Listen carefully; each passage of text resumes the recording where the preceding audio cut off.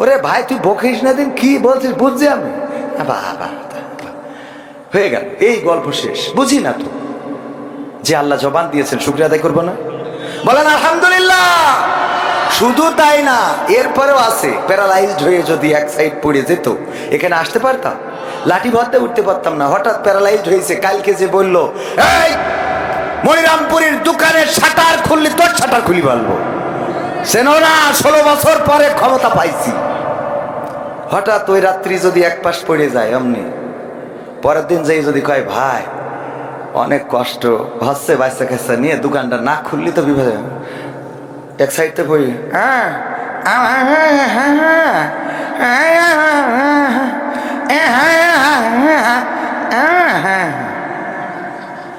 কাল তো ধমক দিলাম, আমার তো তেজ মারা সারা যে দোকান খুলগে। আমি তো অভিনেতা, অভিনয় করে দেখালাম। এইগুলোই বাস্তবতা। আজকে ধমক দিয়েছেন, আজকে এখানে বকবক করতেছি, কালকে যদি আল্লাহ না করুন এক সাইড ফেলে এক সাইড হ্যাঁ, যদি মাহফিলে নিয়েও যায় যে হুজুর আপনি না আসলে মান সম্মান থাকবে না, আপনি গাড়িতে হলো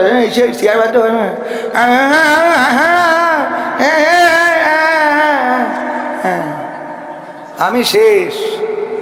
এর বাইরে কিছু আছে? যে আল্লাহ আমাদের শক্তি দিয়েছেন, বলেন আলহামদুলিল্লাহ। যতদিন আপনি ভালো কাজ করবেন ততদিন, আপনি দেখেন আমির হামজা ভাই কত নবীর সাহাবীদের নাম বলেছে, উমরের, আবু বকরের রাদিয়াল্লাহু তাআলা আনহু, তারপরে হামজা রাদিয়াল্লাহু তাআলা আনহু, বা অন্যান্য সব সাহাবী, যত সাহাবী আছে, মুআজ সবার নাম বলেছে না? হঠাৎ যে রাশমিকা মান্দানার নাম বলেছে, সেই গোটা দেশ কেঁপেছে না কাঁপে নাই? কথা কয় না? মুহতারাম ডক্টর মিজানুর রহমান আজহারি ভাই কত ভালো কথা বলেন, হঠাৎ সিক্স প্যাক বলেছেন অথবা কাউবয় বলেছেন। এটা বলা উচিত না, এটা ঠিক আছে, এই রাসূলের শানে এটা চাই না, কিন্তু ভালো কথাগুলো যে জীবনে শেয়ার দেয় না, সেই কথাগুলো শেয়ার দিয়েছে। কথা কয় না? মুহতারাম হাফিজুর রহমান সিদ্দিকী হুজুর হাফিজাহুল্লাহ কুয়াকাটা, উনি সারা জীবন কত ভালো কথা বলেছেন, কত ভালো, তার ওয়াজ শুনে কত মানুষ দাঁড়িয়ে রেখেছে, কত মানুষ নামাজি হয়েছে। এইগুলো আইডিতে না পাওয়া গেলেও যেটাই বলেছে, ওরে বাটপার, আইডিতে আছে না নাই? তার মানে আমাদের মানসিকতা হলো খারাপটাকে অ্যাকসেপ্ট করে নিয়ে আমরা সেটাকে প্রচার করা। আমি চাচ্ছি খারাপটা, আর মুখে বলতেছি ভালো কিছু। ভালো কিছু যদি হয়তো আপনার মধ্যে তো একটা দেখা যেত। আপনার ফেসবুক আমরা ঘেটে ঘেটে দেখি, আমাদের যারা সমালোচনা করে, সারাটা ফেসবুক জুড়ে একটাও পজিটিভ পোস্ট নাই, যেটাই ভুল করেছি, যেটাই খারাপ বলেছি, বা যেটাই স্লিপ অফ টাং হয়েছে সেটা তার আইডিতে আছে। তার মানে ও কি ভালো মানুষ? খারাপটা ধরে নিয়ে বেড়াও। 10টা কাজের মধ্যে একটা ভুল হইতেই পারে, কাজ করে যে ভুল হয়, ভুল করে সে, ঠিক না বেঠিক? কাজ আছে যার, ভুল আছে তার। যার কাজ নেই ওর ভুল হবে কি করে? কাজই তো করে না, তা ভুল হবে কি? কাজ করতে গেলে ভুল হবে। আপনি যদি ভালো হন তাহলে ভুলটা সরাই দেবেন, সংশোধন করে দেবেন। কিভাবে? সুন্দর করে তারে বুঝাবেন, ভাই এই কাজটা এইভাবে না করে এইভাবে করলে ভালো হতো, এটা করেন। এটা না করে আমরা শুরু করে দিলাম। আল্লাহ আমাদের হেফাজত করুন। এই যুব সংঘের যে প্রতিষ্ঠা বার্ষিকী, ওরা চাইলে এখানে অন্য কিছু করতে পারতো, এখানে কনসার্ট করতে পারতো, মমতাজ মার্কা শিল্পী আনতে পারতো, তারপরে অন্য এই জাতীয় করতে পারতো না? পারতো না? যুবকেরা করে না? করে না? কিন্তু তারা তাফসিরুল কোরআন মাহফিলের আয়োজন করেছে। এটা প্রমাণ করে এই যুবকেরা ভালোর পক্ষে আছে, আলোর পক্ষে আছে। সুতরাং তাদের পক্ষে থাকার দরকার আছে না নাই? কারণ পুরুষরা যদি প্যান্ডেল ভরাইতে না পারে, তো মা বোনরা ওখানে ভরাই ফেলেছে, ওদের সামনে দেন, আর এদের দেন প্রজেক্টরের সামনে। কারণ পুরুষরা এনে তো আসবে কি, ওদের তো গবেষণা করতে করতে দিন শেষ। আর বেলা শেষে চায় মোটর সাইকেলে গিয়ার দিয়ে বেড়ায়, লাইলাতুল ফেব্রুয়ারি গদখালি যাবে, আছে না নাই? আবার এই কি বলবে, হুজুর একটা হাফেজা মেয়ে খুঁজে দেন তো। তুই হাফেজা, তুই যেটা গদখালি নিয়ে যে ডুপ্লিকেট বানালি, ওটা কিটা নেবে? কথা কয় না? আমি বলেছি ঘটক হইতে হবে এমন ছেলে, আগে দেখতে হবে যে ওই ছেলে কেমন। দেখি ও যদি গাঞ্জাখোর হয় তাহলে ডাইল করে একটা মেয়ে এনে দিয়ে দিতে হবে, যে বিড়ি টানে সারাদিন। কারণ তোরও বিড়ির গন্ধ, ওরও বিড়ির গন্ধ, দুটো মিলে ভালোই প্লাসে প্লাসে প্লাস, মাইনাসে মাইনাসেও প্লাস, ঠিক না বেঠে? কিন্তু আমরা যখন প্লাস মাইনাস করে ফেলি তখন মাইনাস হয়ে যায়। প্লাসে মাইনাসে কি? প্লাসে মাইনাসে কিন্তু মাইনাস।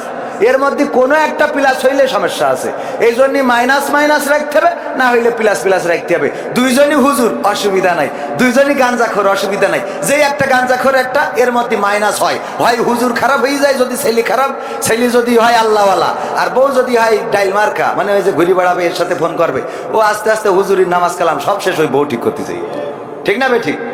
আবার বউ যদি আল্লাহ হয়, হুজুর যদি গাঞ্জাখোর হয়, ও এক সময় আস্তে আস্তে সেও মাইনাস হয়ে যায়। এই জন্য প্লাসে মাইনাসে মাইনাস, এটা মাথায় রাখবেন।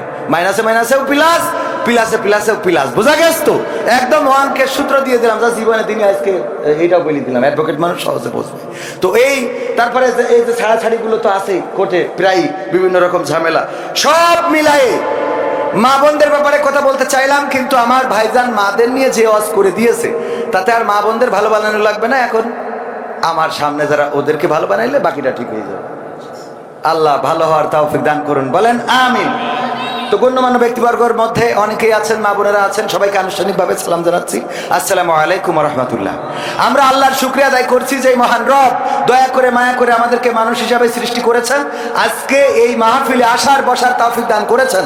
আল্লাহ চাইলে আমাদের অন্য কোনো প্রাণী করে পাঠাতে পারতেন, যেটার কোনো অভিযোগ করার ক্ষমতা আমাদের ছিল না। ছিল একটা কুকুর যদি বানিয়ে পাঠাতো, আমাদের কিচ্ছু করার ছিল না। তার গায়ে একটা কোপ মেরেছে, সেখানে ঘা হয়ে পোকা হয়ে গেছে, মনের কষ্টটা বলার মতো শোনার মতো কোনো মানুষ আছে? বলার মতো কোনো জায়গা আছে না? তার সহযোগিতা করার মতো কেউ আছে?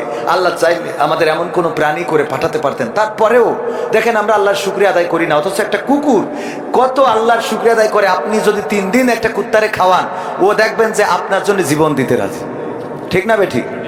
আমার অ্যাডভোকেট তাজউদ্দিন ভাই, উনি কুত্তা পুষেছে বাড়ি, পুষার পরে আমি ওনার বাড়ি একদিন গেছি, যে এই দরজায় টক টক করে ঘা দিয়েছি, দেওয়ার পরে কুত্তা ছিল গেটে, আরে বাবা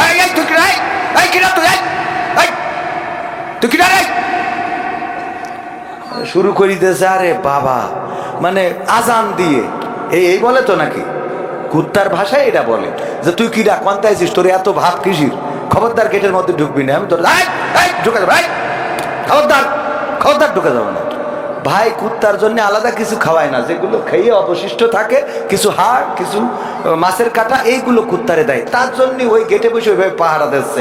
এর মধ্যে যদি ভাই টের পায়, এই সেতে গেটের সামনে এসে যদি দেখে যে আমি পরিচিত লোক কবির বিন সামাদ, ও দেখি গেট খুলিছে, খুলে কুত্তার খালি একবার বলি যাই, কুত্তা বুঝতে পেরেছে রং নাম্বারে ডায়াল করে ফেলেছে, ঠিক না বে ঠিক? কুত্তার বোঝা শেষ যে রং নাম্বারে ডায়াল হয়ে গেছে, আমি বড্ড ভুল করে ফেলেছি, আমার মালিকের পরিচিত মানুষকে আমি ধমক দিয়েছি, আমি তারা গালি দিলাম, আমি তারা যা মনে চেয়েছে বলেছি। কেন বললাম? নিজের মধ্যে অনুশোচনা শুরু হয়ে যায়, কোনো কথা তো বলেই না, লেজটা একেবারে কাঁচা দিয়ে দেয়, আর মালিকের সামনে খালি কাচুমাচু করে, ক্ষমা করে দাও, ক্ষমা করে দাও, বলে না? বলে আমার ভুলে যতক্ষণ পর্যন্ত মালিক স্বাভাবিক না হয় ততক্ষণ পর্যন্ত দেখবেন ওই কুত্তা। আর যদি চোর হয়, যদি মালিক ওইটা দেখে একটা লাঠি নিয়ে আসে, ওই মালিক গেট থেকে বের হওয়ার আগে কুত্তা বেরোয় চলে যায়, ঠিক না বেঠিক? খাওয়া পায় কি? হাড় কাটা উচ্ছিষ্ট, বাচ্চা পায়খানা করে রেখেছে ওইটুকু খায়, ঠিক তো? এই কুত্তা যদি এতটুকু খেয়ে মানুষের এত গোলামি করতে পারে, মালিকের যদি এত দেখে রাখতে পারে, যদি সে গেটে পাহারা দিতে পারে রাত জেগে জেগে, যে আল্লাহ আমাদের হাত দিলেন, পা দিলেন, চোখ দিলেন, কান দিলেন, কথা বলার শক্তি দিলেন, এত সুন্দর চেহারা দিলেন, আল্লাহ রাব্বুল আলামিন আমাদের রাজনীতি করার তৌফিক দিলেন, আবার শেখ হাসিনারও বিদায় করে দিলেন, ঠিক না বেঠিক? পরিবেশটা শান্ত করে দিলেন, যে আল্লাহ রাব্বুল আলামিন এত নিয়ামত আমাদের দিলেন। একটা বউ দিয়েছেন, শীতের রাতে কম্বল গরম করা থাকে, আপনি তো তাস খেলে যেয়ে ঢোকেন খালি, ঠিক না বেঠিক? বউ দিয়েছে কার কার? হাত উঁচু করেন। বিয়ে করেছেন কয়জন? এটা হাত উঁচু করেন। লজ্জার কিছু নেই, আর একটা করবেন, দান্দা আছে, হাত উঁচু করেন। হ্যাঁ আলহামদুলিল্লাহ, অধিকাংশ বিবাহিত। আচ্ছা শীতে আর হাত বের করতে, ও বিয়ে করে, অত শোনে কিনা, অসুবিধা নেই। এই যে স্ত্রী, এটাও আল্লাহ রাব্বুল আলামিনের দেয়া নিয়ামত, বলেন সুবহানাল্লাহ। বিয়ের জন্য কত মানুষ, কত মেয়ে দেখছে, পছন্দ হচ্ছে না, কত কবিরাজের কাছে যায়। দেখেন দিন আমার বিয়ে, হুজুরের কাছে যায়, হুজুর ফুটো দিয়ে কয় তোমার তো বিয়ে বন্ধ করতে গেছে, তা কি করতে হবে? তা ৫,০০০ টাকা লাগবে। এই যে 5,000 টাকা দিয়ে দিলে, আবার বউ রাখার জন্য ওই বাজারে আপনার শিকড় 4-5টা তুলে নিয়ে গাছ, যে গাছ জীবনে কেউ কোনোদিন ও গাছ কাজেও লাগে না, ও শয়তানেরও লাগে না, মানুষেরও লাগে না, সেই গাছ কয়েকটা তুলে নিয়ে বাজারে বাস্তার পরে নিয়েতে বসেছে। বসিতে এক একজনের হাত দেখে দেখি কয়, হুজুর বুঝতে পারিস আপনার তো ব্যাস। এই দেখে এ তো কমন, অনেকের অনেক, এগুলো কমন আছে না কিছু রোগ। আপনার যদি দেখে আমি বলি যে ভাবির সাথে তো আপনার মাঝে মাঝে গোলমাল বাঁধে, হাত দেখে তো গোলমাল বাঁধে না, কথা কয় না, এই জাতীয় কমন কিছু বলে কয় আপনার একটু সমস্যা আছে। হ্যাঁ, তো এরপরে যে ব্যাস, যাই হোক, সব মিলাই ভাইরা আমার, আল্লাহ রাব্বুল আলামিন এই নিয়ামত আমাদের দিয়েছেন, বলেন সুবহানাল্লাহ। শুধু তাই নয়, কলিজার টুকরা সন্তান দিলেন, যেই সন্তানের জন্য কত মানুষ কত দরবারে যায়, কত শিরকিয়াতে লিপ্ত হয়, কত পীরের দরবারে গেল, কত মাজারে গেল। কেউ বলল এই গাছটায় যদি একটা ইট বাঁধতে পারো, যদি এই গাছটায় একটা ইট বেঁধে রেখে যাও, তাহলে তোমার স্ত্রীর পেটে গর্ভের মধ্যে সন্তান যাবে। আমরা ওই গাছে ইট বাঁধি, এমন আছে না নাই? শিরকিয়াতে লিপ্ত হয়, আল্লাহ বাদে ওই গাছের সাথে ইট বাঁধে। কত ডাক্তার, কত কবিরাজ, সব জায়গা দৌড়ানো হয়ে গেল। আল্লাহ রাব্বুল আলামিন সন্তান যদি না দিতে চান, কোন ডাক্তার কবিরাজের সন্তান হবে না। ওগো আমার ভাইয়েরা, আল্লাহ রাব্বুল আলামিন বলেছেন, আমি যদি চাই কাউকে ছেলে সন্তান দিই, আমি যদি চাই কাউকে মেয়ে সন্তান দিই, আবার আমি যদি চাই কাউকে ছেলেও দিই মেয়েও দিই, আর আমি যদি চাই কাউকে কিছুই দিই না, এটা একমাত্র আমার হাতে। বলেন আল্লাহু আকবার। এটা কার হাতে? আল্লাহ রাব্বুল আলামিন আমাদের স্ত্রী দিলেন, আমাদের সন্তান দিলেন, বাবা ডাক শোনার তৌফিক দান করলেন। আমার মা বোনেরা যারা পর্দার অন্তরালে আছেন, মা ডাক শোনার তৌফিক দান করলেন। না চাইতেই আল্লাহ দিলেন, এ যেন মেঘ না চাইতেই বৃষ্টি, যে আল্লাহ আমাদের এইভাবে সন্তান দিলেন, স্ত্রী দিলেন, আপনজন দিলেন, আমাদের সম্পদ দিলেন, হাত দিলেন, পা দিলেন, চোখ দিলেন, কথা বলার শক্তি দিলেন। সেই আল্লাহর শুকরিয়া আদায় করার দরকার আছে না নাই? সবাই জোরে বলেন আলহামদুলিল্লাহ। আল্লাহর শুকরিয়া আদায় করে কখনো শেষ করতে পারবো না। ফাযকুরুনি আযকুরুকুম ওয়াশকুরুলি ওয়ালা তাকফুরুন। আল্লাহ বলছেন, তোমরা আমাকে স্মরণ করো, আমিও তোমাদের স্মরণ করব। জিকির করা মানে স্মরণ করা, এরকম না যে আমরা আল্লাহ আল্লাহ বলবো, আল্লাহ আল্লাহ বলবেন কবির কবির কবির কবির কবির, এটা না। আমরা আল্লাহ আল্লাহ বলবো, আল্লাহ রাব্বুল আলামিন আমাদের স্মরণ করবেন, আমাদের স্মরণে রাখবেন, আল্লাহ নিয়ামত বাড়িয়ে দিবেন। আল্লাহ বলেছে, আমার স্মরণ করো, আমার নিয়ামত খেয়ে অকৃতজ্ঞ হয়েও না। আর আমরা নিয়ামত খাই আর অকৃতজ্ঞ। তাজউদ্দিন ভাই আমার আপেল নিয়ে গেছে বাড়ি, খাইয়ে বলি, ভাই আপনি যে আপেল নিয়ে আইছেন, মা আরে বাবা, এত স্বাদের আপেল জীবনে খাইনি। ও আপেল কি উনার কারণে স্বাদ হয়েছে? স্বাদটা কার জন্যে? এই জায়গায় একটুখানি আলহামদুলিল্লাহ মেরি দিলে খুব অন্যায় হয়ে যাবে। আলহামদুলিল্লাহ বলা যাবে না? যাবে না। আল্লাহ আমাদের শক্তি দিয়েছেন। কবির বিন সামাদ প্রায় উদাহরণ দিতে চেয়ে বলি, কথা বলতেছি বলেই আছেন, এখনো দাঁড়ানো বসা ভাইয়েরা আছেন, কথা বলতে পারছি তাই। শুধু জবানটা যদি না থাকতো, যদি বলে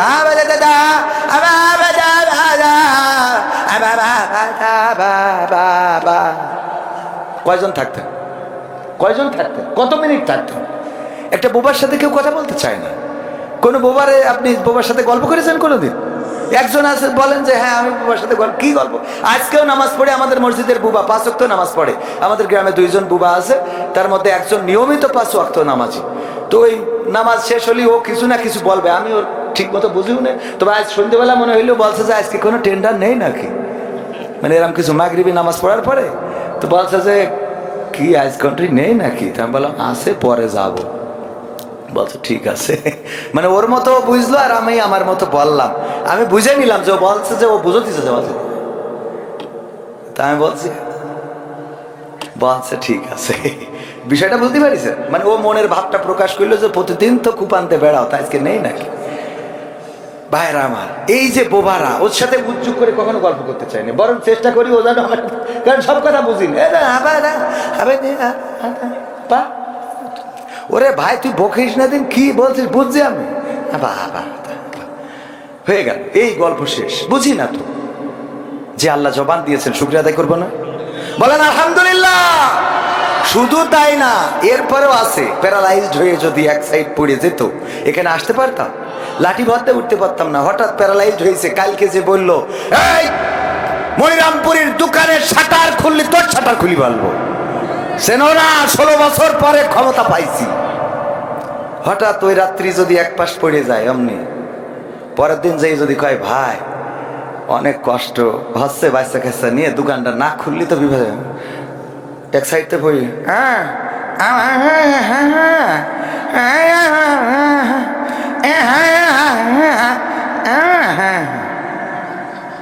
যে কাল তো ধমক দিলাম, আমার তো তেস মারা সারা যে দোকান খুললে।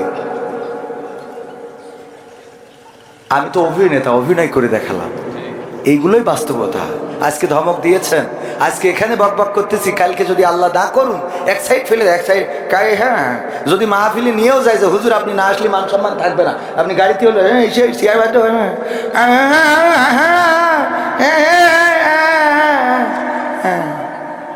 আমি শেষ, এর বাইরে কিছু আছে? যে আল্লাহ আমাদের শক্তি দিয়েছেন বলেন আলহামদুলিল্লাহ। আল্লাহ শুকরিয়া আদায় করে কখনো শেষ করতে পারবো না। একজন বিশেষ দলের লোক বলেছেন মাহফিলে জামাত ইসলামকে উপস্থাপন করা মুনাফিকি কাজ, এ ব্যাপারে আপনার মত কি? বাবারে, যে বলেছে ওর আগে স্ট্যাটাসটা দেখছি, কথা বোঝেননি? বউ কেমন এইটা ঘটকের চেহারার পরে নির্ভর করে, কথা কি বুঝতে পারিস? বউ কেমন সেটা কার উপরে নির্ভর করে? ঘটকের চেহারার পরে। ঘটক যদি গাঞ্জাখোর হয় তা ওর দিয়ে ভালো চেহারার মেয়ে পাওয়া সম্ভব? ঘটক যদি মুফতি মুহাদ্দিস হয় তাহলে দেখবেন সে আলেমা পাত্র আলেমা পাত্রী খুঁজে বেড়ায়। ঘটক যদি মানে খারাপ চেহারার হয়, ওর কাছে তো মোটামুটি ওর থেকে একটু আপডেট হলেই কবে যে পরিমণির দেখে আইছি, কারণ ও বাড়ি যেটা দেখে ও তো দেখায়, ওর দিক তাকালি উজু করতে আর একবার, এরকম আছে না? তো এই জন্যই ঘটকের চেহারার পরে নির্ভর করে। তো যেই ব্যক্তি বলেছে যে জামাত ইসলামকে উপস্থাপন করা মুনাফিকি কাজ, আমি বলবো যে বলেছে তার স্ট্যাটাসটা কি? সে যদি মুফতি মুহাদ্দিস আলেম ওলামা বা এই অ্যাঙ্গেলের হয় তাহলে অসুবিধা নেই, কিন্তু সে যদি হাউন আঙ্কেল হয় তাহলে তার ব্যাপারে অস্করি কোনো লাভ নেই, কারণ ওদের আল্লাহ এইসব বলার জন্যই বানাইছে, কথা কয় না, মানে কিছু তো বলতে হবে তাই বলে। আমি বলি কি ভাই, আপনারা তো আমাদের শুভাকাঙ্ক্ষী, আপনারা দূরে সরে যাচ্ছেন কেন? এ যেন এমন এক ছেলের বিয়ে দিতে পাঠাই দিয়ে দেখি ওর মা কান্না করতেছে কেন? বলছে ছেলে আমার পর হয়ে গেল, আজকে তো পর হয়ে গেল, তো ছেলে বিয়ে দেওয়া লাগবে না, কথা কয় না? ছেলে বিয়ে দেওয়া লাগবে কিনা? অনেক মা আছে ছেলে বিয়ে দিতে পাঠাই দিয়ে ওরে কান্না করে সারাদিন, মেয়ে বিয়ে দেবে বুঝলে ঘটকের পিছনে লেগে থাকলো যে একটু মেয়েরা বিয়ে বাপের কাছে লেগে থাকে, বড় হয়ে যাচ্ছে একটু পার করার ব্যবস্থা করো, মেয়েরও বুঝাই বিয়ে শাদী দিয়ে, ও আল্লাহ, ও বাবা রে, তুই সে 1 মাস ধরে চেষ্টা করছিস বিয়ে দেওয়ার জন্য, আজকে মারে কি, কথা কয় না? এ সত্য না মিথ্যা? বিয়ে দেওয়ার জন্য এতদিন ধরে তোর মাথায় ঘুম হচ্ছিল না, সুতি বসে মেয়ে বিয়ে করবে না মোটে, কারণ ও মকসদের সাথে লাইন মেরে দিয়েছে, ওর বুঝায় সেইটা কাটাইয়ে তারপরে আমার অ্যাডভোকেট তাজউদ্দিন ভাইয়ের সাথে লাইন করলো, ও মা জামাই রাতে তুই টুকরা দিয়ে দিলাম গো, ও আল্লাহ। তো আমাদের অবস্থাটা এই হয়েছে, আমরা ছিলাম একসাথে ক্ষমতা চেয়ারে ছিলাম, সংসদে ছিলাম, তা আবার গেলি অসুবিধে কি, কথা কয় না? তো একসাথে যদি ক্ষমতায় যেতে পারি থাকতে পারি, এখনো আমরা আবার ক্ষমতায় একসাথে যাওয়ার স্বপ্ন দেখি, এ নিয়ে এত ঝামেলা হবে কে জন্য? এ যেন ওই সেই ছেলে বিয়ে দিয়ে আড়ালে কান্দা মতো, ঠিক না বেঠিক? আল্লাহ হেদায়েত নসিব করে দিন, বলেন আমি। আলোচনায় আসি, কিছু সঙ্গীত শোনানো দরকার, যেহেতু আজকে কওমি আলিয়া ভেজাল দিয়ে মাহফিল হচ্ছে, সুতরাং আইনুদ্দিন আজাদ ভাইয়ের একটা সঙ্গীত আপনাদের একটু শোনাবো। রাহিমাহুল্লাহ, কি হবে বেঁচে থেকে অযথা বিদ্যা শিখে যদি না গড়তে পারি শোষণবিহীন সমাজটাকে? কি হবে বেঁচে থেকে, কি হবে ছাত্র সেজে চুমু খেয়ে সনদ খানা যদি হয় বিদ্যালয়টা পরিমণিদের আড্ডাখানা? কি হবে ছাত্র সেজে চুমু খেয়ে সনদ খানা যদি হয় বিদ্যালয়টা পরিমণিদের আড্ডাখানা? এর চেয়ে মরাই ভালো দেশ ছেড়ে যাওয়াই ভালো, এর চেয়ে মরাই ভালো দেশ ছেড়ে যাওয়াই ভালো।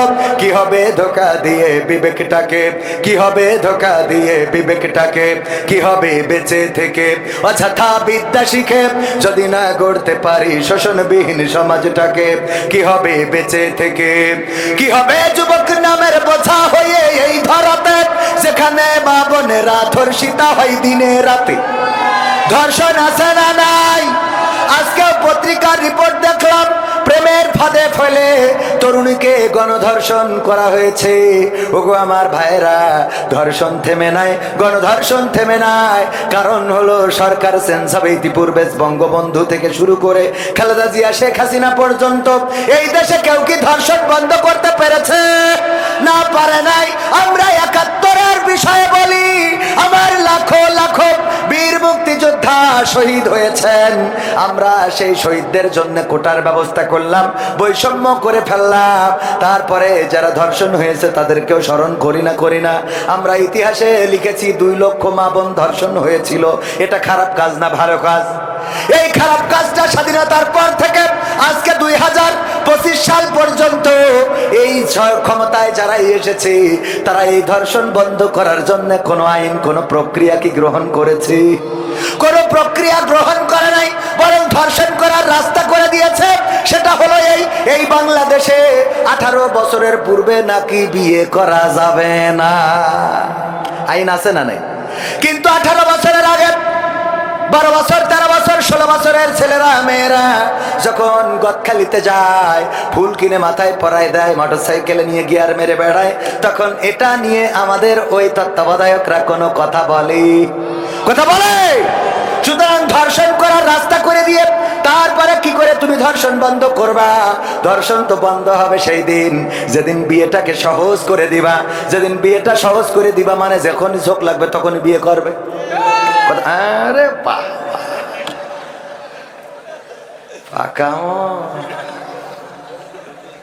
অসুবিধা নেই, দরকার আছে না নাই? ঝোঁক লাগলেই বিয়ে। যেই দেশ আমরা বলি এই স্বাধীনতার মহান স্থপতি বঙ্গবন্ধু শেখ মুজিবুর রহমান, স্বাধীনতার ঘোষক প্রেসিডেন্ট জিয়াউর রহমান, এই স্বাধীনতার স্থপতি আমরা যাকে দাবি করি, সেই লোকটাও বিয়ে করেছিলেন 10 বছর বয়সে। কয় বছর? আমি শেখ হাসিনা বলছি, একটা বই পড়েছি, এই আমি শেখ মুজিবের মেয়ে, একটা বই আছে।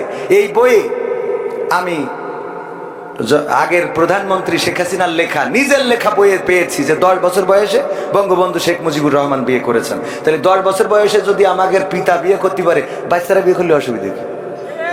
কথা কয় না, হ্যাঁ?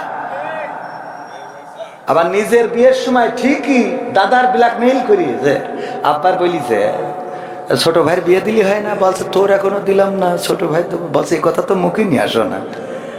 কথা কি বোঝা গেছে? মানে নিজেরটা বলতে পারছে না, তা বলছে ছোট ভাইয়ের আব্বা ছোট ভাইয়ের বিয়ে দিলি হয় না, তো বলছে এখনো তো তোরই দিলাম না, তো ছোট বলছে এই কথা তো মুখে রাখাই নিয়ে আসো না। তার মানে ওর বিয়ের দরকার। তো এইভাবে যুক্তি বুদ্ধি করিয়ে তো বিয়ে করা লাগে। অথচ বাপের বিয়ে কিন্তু ঠিকই দাদার সাথে লাইন ঘাট করি তাড়াতাড়ি করে ফেলেছে। বলে যে প্রতিষ্ঠিত, কিসের প্রতিষ্ঠিত? বিয়ে করার পরে প্রতিষ্ঠিত হবে। কথা কয় না। গরুর কান্দে জল তুলে দিয়ে দেখেন টানতে পারে কিনা। গরু যে ষাঁড় গরু, এড়ে গরু আমাদের আঞ্চলিক ভাষায়, আপনারা কি বলেন? এ কি ধরি পরে জল টানা শুরু করে? ওরে নাংলা বানানোর জন্য কয়দিন মাঠে নিয়ে গেছেন যে জল দিয়ে দিয়ে যে ভুই ষষ্ঠী হবে না সেটা চষি বেড়াইছেন। গাড়ি আপনার কোনটু যাওয়া লাগবে না, তাও টানাইছেন ওই গরুটারে মানুষ বানানোর জন্য। তা আপনার এড়িয়ে ছেলে ওরে বিয়ে দেন, ও তো এমনি নাঙল টানবে। ও তা না করে কয় যে আগে প্রতিষ্ঠিত হোক, তারপরে ও প্রতিষ্ঠিত হয়েছে তো গাঞ্জা করে হয়ে বসে রয়েছে।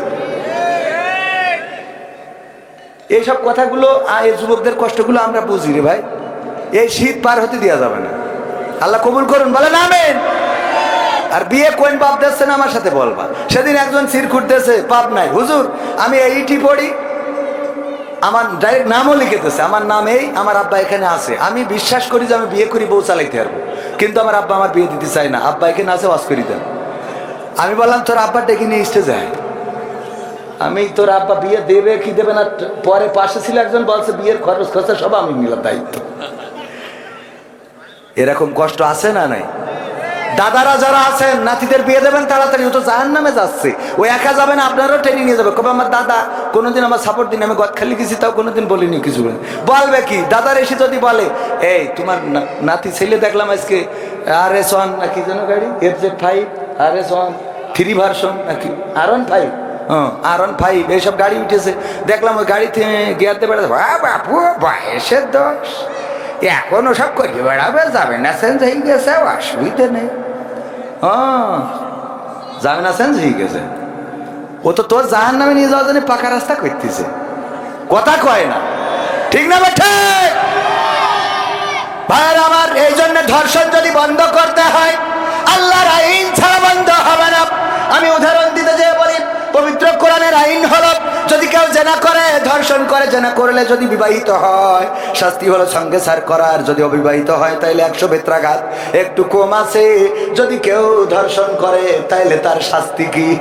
মাজা পর্যন্ত কেটে দাও। যদি বিবাহিত হয় অবিবাহিত হয়, দুইটার জন্য সমান। ধর্ষণ করলে দুইটার জন্য আইন সমান। অ্যাডভোকেট উনি তো বাঁচানোর চেষ্টা করবে, কারণ ওই খরিদ খাতি হয়, ঠিক না? কেস যত লাভ তত। বলে যে কেস করো, আমি তো আসি, আমি তা বলেন না। হ্যাঁ, দেরি হইলে কয় মামলা একখান ঠুকি দাও, দেখে আনে। মামলা ঠুকলি তো উনার বাড়ি দোতলা হবে।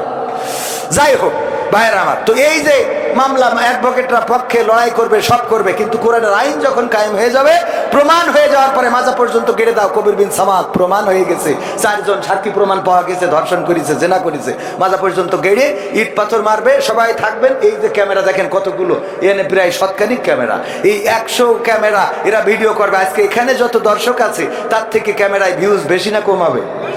অনেক বেশি, lakh lakh million million views হবে। তো ওরাও দেখবে যে কবির বিন সামাদকে কিভাবে তেশ মারা হয়েছে। তো এইটা যখন হয়ে যাবে, এটা দেখার পরে লাইলাতুল ফেব্রুয়ারিতে পুরো দেখবেন দেশ ফাঁকা ফাঁকা, ঠিক না বেঠিক? ওই দিন যদি কেউ বলে যে, উল্টো মেয়েরা যদি বলে আমি তোমার কাছে 3 পিস চাইলাম, আমার দেয়া লাগবে না, আমি তোর শার্ট প্যান্ট বানাই দেবো, কবে তুই মাপ চাই, দেখা হবে না, ঠিক না বেঠিক? কারণ কি? কারণ যদি অ্যাক্সিডেন্ট করে ফেলি, বলা যায় না মেশিনের কথা, যদি অ্যাক্সিডেন্ট হয়ে যায় তাইলে শাস্তি কি? হ্যাঁ, এটা কায়েম হইলে বলেন তো, জেনাকারী, ধর্ষণকারী বাংলাদেশে পাওয়া যাবে? ধর্ষণের বিরুদ্ধে কথা বলে কিন্তু কার্যকারী পদক্ষেপ নেয় না, কারণ যারা এর বিরুদ্ধে কথা বলে ওরা আবার এই কাজে জড়িত, ঠিক না? ঠিক, পরহেজগারিতা দেখায়, এত পরহেজগারিতা তাদের মধ্যে নাই, আমরা ভালো করে জানি।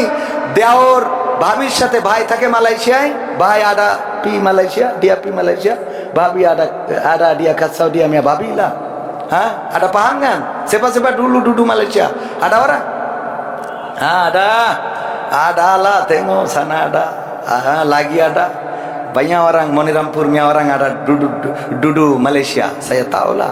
আলহামদুলিল্লাহ অনেকেই আছে মালয়েশিয়ায়, এই মনিরামপুরের লোক আছে, এবং মনিরামপুরের বড় বড় ব্যবসায়ী রয়েছে, এমনকি সেকেন্ড হোম নিয়ে আছে মনিরামপুরের সন্তান আমাদের খায়রুল ভাই, পরিবার নিয়ে তো আছে, হ্যাঁ অনেকেই আছে আলহামদুলিল্লাহ। তো এই যে এই কথা কেন বলতে গেলাম, কে জন্য বলতে গেলাম, কি একটা কথা বলতে চেয়ে বলিলাম, হ্যাঁ দেওয়ার ভাবি, ও মালয়েশিয়ায় থাকে। এই যে দেখেন, আমি ভুলে গেছি, ও ভাবির সাথে লাইন করে ফেলিছে, 3টের সময় গেছে, আমার ভাইরা খোঁজ রেখে রেখে একদিন যেই আটকাইছে, পিছনে একটা বেড়ার ভাঙাচোরা জায়গা ছিল, বেরোইছে জায়নামাজের পাটিতে বসে, জায়নামাজের পাটিতে সিজদায় পড়ে গিয়েছে, ঘরে ঢুকেতে উঠাইছে, এই ওট সিজদাতে, বলছে আমি এখন আসমানে, 7 আসমানে চলে গেছি, বিরাই সিজদা দিয়ে আমার টেনে তুলছাও, মানে কি আমি তাহাজ্জুদে? বলছে তুই তাহাজ্জুদ এটা তো জানি, তুই তো আল্লাহওয়ালা এটাও মানি, তুই তো পরহেজগার, কিন্তু তোর স্যান্ডেল ভাবির খাটের তলে কে? কথা বোঝেননি? তো স্যান্ডেল তুই ভাবির খাটের তলে কে? মানে তাড়াতাড়ি বেরোতে যাই তো স্যান্ডেল দিতে পারি। যারা এই দেশে ধর্ষণ বন্ধ করার কথা, তারা ধর্ষণ বন্ধ করে না, জেনা বন্ধ করার কথা করে না, অথচ ব্যবসা করে। 1971 আমার মা বোনদের ধর্ষণ করা হলো, জেনা করা হলো, মা বোনদের ক্ষতি করা হলো, তাদের ইজ্জত নিয়ে ছিনিমিনি খেলা হলো, অথচ কার্যকারী পদক্ষেপ নেওয়া হয় নাই। আল্লাহ রাব্বুল আলামিন কার্যকারী পদক্ষেপ নেওয়ার জন্য কোরআন দিয়েছেন। কোরআনের আইন যদি কায়েম হয়ে যায়, আর এই মনিরামপুরে যদি একটা শাস্তি কার্যকর হয়, গোটা বাংলাদেশের মানুষ এই ক্যামেরার মাধ্যমে দেখবে, ভিডিওই দেখবে, ইউটিউবে দেখবে, ওই নিউজগুলো, নিউজ চ্যানেলগুলোতে দেখবে। বাংলাদেশ বেতার বিটিভি এখন তল্লে বিশ্বাস করে না, ওরাও এইটা দেখাবে। আজকে দেখলাম সময় টিভি, মিজানুর রহমান আজহারি ভাইয়ের আলোচনা পর্যন্ত লাইভ দিচ্ছে সময় টিভিতে। যদি দেখে থাকেন আপনাদের চোখের সামনে পড়ে থাকতে পারে, এখন সময় টিভিও অসময়ের কাজ করা শুরু করেছে, ঠিক না বেঠে? ও আমার ভাইরা, এইভাবে যখন দেখাবে, দেখানোর পরে গোটা বাংলাদেশে আর জেনার বিরুদ্ধে কি কোনো ধর্ষণের বিরুদ্ধে আর ওয়াজ করার দরকার হবে না? হবে না। এই জন্য আইনুদ্দিন আল আজাদ ভাই বললেন, কি হবে যুবক নামের বোঝা হয়ে এই ধরাতে, যেখানে মা বোনেরা ধর্ষিতা হয় দিনে রাতে। যৌবনের সার্থকতা ঘুষিবে সকল ব্যথা, যৌবনের সার্থকতা ঘুষিবে সকল ব্যথা। পারো যদি বলি দিতে মানুষ রূপী পশুটাকে, পারো যদি বলি দিতে মানুষ রূপী পশুটাকে, কি হবে বেঁচে থেকে অযথা বিদ্যা শিখে, যদি না গড়তে পারি শোষণবিহীন সমাজটাকে?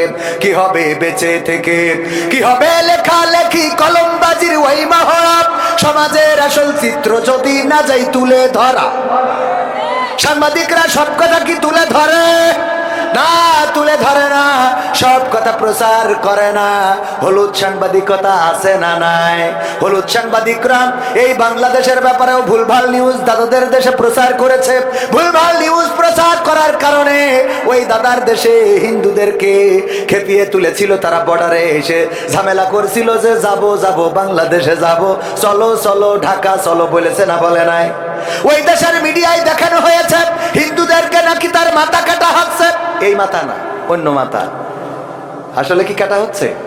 না, কাটা হচ্ছে না। প্রচার করতে থাকলো। আল্লাহ রব্বুল আলামিন, আল্লাহ রব্বুল আলামিন তাদের মুখ উন্মোচন করে দিয়েছেন। এখন সেই দাদার দেশ, তারা আমাদের বিজিবির কাছে নিজেরাই এখন মাথা নত করে। বলেন ঠিক না বেঠি? এখন চোখে চোখ রেখে কথা হয়, ঠিক না বেঠে? এখন চোখে চোখ রেখে কথা হয়। এখন আর অত তোষামত করা হয় না, করা হবেও না। চাঁপাইনবাবগঞ্জে যখন বেড়া তুলতে গেল, ওখানে উল্টো পাল্টা কাজ যখন করতে গেল, আমার চাঁপাইনবাবগঞ্জের জনগণ বড় বড় ছুরি নিয়ে এসে দাঁড়াইলো। আইসেও দেখা হবে, মুরব্বীরা পর্যন্ত ছুটে জাতি লাগলো। বিজিবি থামাইছে, চোখে পড়েছ না পড়ে নাই, ছুটে চলে যায় বড় খাই বাড়ি ভালো আজকে সব। আমরা বললাম, তোমরা যারা প্রচার করেছ, তোমাদের মাথা না কাটলে, এই দেশে হিন্দুরা মাথা না কাটলে বাস করতে দেয়া হচ্ছে না। আমাদের দেশে এমন কিছু ঘটে নাই, তবে এটা সত্য। তোমরা যারা বলছো চলো চলো ঢাকা চলো, আইসো, আমরাও তার কাটার বেড়ার কাছে ছুরি নিয়ে বসে থাকলাম। আসপা কাটবো, তারপর ঢুকাবো। ঠিক আছে তো? এত সোজা না। জিজ্ঞেস করবো, দাদা কেটে এসেছেন নাকি গিয়ে কাটবেন? হ্যাঁ, মনে থাকবে। কারণ এই দেশ রক্ত দিয়ে এনেছি, জীবন দিয়ে এনেছি। এই দেশে দাদাদের প্রভুত্ব মেনে নেব না। প্রতিবেশী প্রতিবেশীর মতো থাকতে হবে, সম্পর্ক হবে সমানে সমান। তোমরা ট্রানজিট চাইলে আমাদের ট্রানজিট দিতে হবে। তোমরা ট্রেন চালাবো আমাদের বুকের উপর দিয়ে, আমাদের ট্রেনও তোমাদের বুকের উপর দিয়ে চালাতে দিতে হবে। তোমরা এত সোজা, এত সস্তা মনে করো না। এই দেশ রক্ত দিয়ে এনেছি, রক্ত দিয়ে দেশের মানচিত্র রক্ষা করব আমরা। এই দেশে ইতিপূর্বে যেটা ঘটেছে, ওই দেশের প্রেসক্রিপশন আর এই দেশের ডাক্তার, এটা আর চলবে না।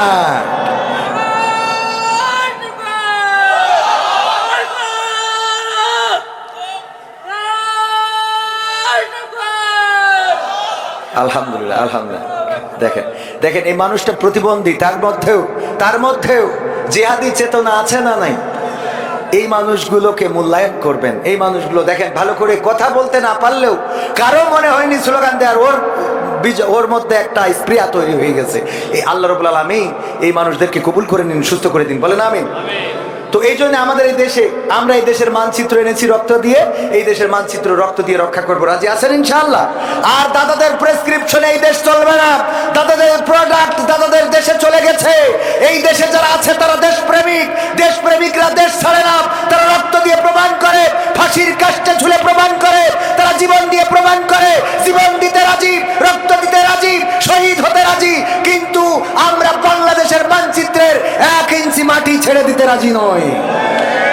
সেই তাওহীদি জনতা আছে না নাই? আছে না নাই? কিন্তু আমার দেশে এখনো ষড়যন্ত্র থেমে নাই। আমার অপর ভাইদেরকে বলেছে, ক্ষমতায় আসলে দেশ স্বাভাবিক হয়ে যাবে, ভারতের সাথে সম্পর্ক স্বাভাবিক হয়ে যাবে। ব্যাস, শুরু করে দিলেন আমাদের সাথে দ্বন্দ্ব।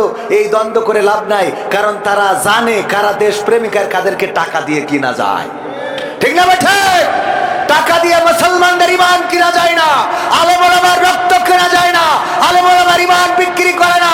এই দেশ থেকে আমার আলেম ওলামা সিদ্ধান্ত নিয়েছিল হিন্দুদের মন্দির পাহারা দেবে, দুর্গা পূজায় অনাকাঙ্ক্ষিত ঘটনা ঘটে নাই, বলেন ঠিক কিনা?